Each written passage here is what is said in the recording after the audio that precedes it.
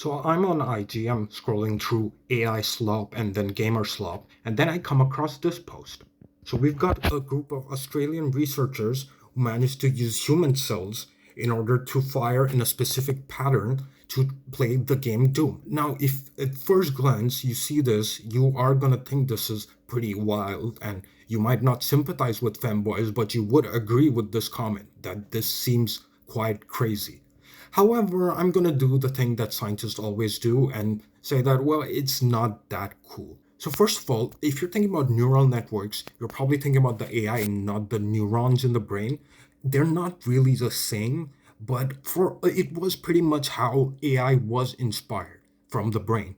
That you have neurons, they work in layers, and they've learned certain patterns through weights, and they produce an output. And it's really not how the brain works because there's a lot more patterns. It's not just about layers, it's not just about learning an output, but essentially, it's the same concept. And importantly, human cells might be biological, but they are still having electrical signals.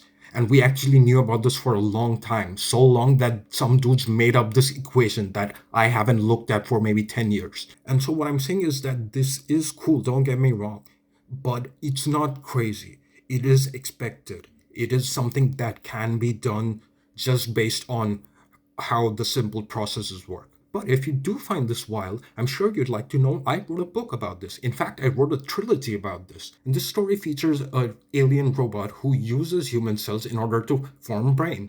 You can do it on my website to check it out, Boda for Aurora and The Human Game, which is like the final two parts. Now, what happened to the first part of the trilogy where he does explain all of this? I have no idea.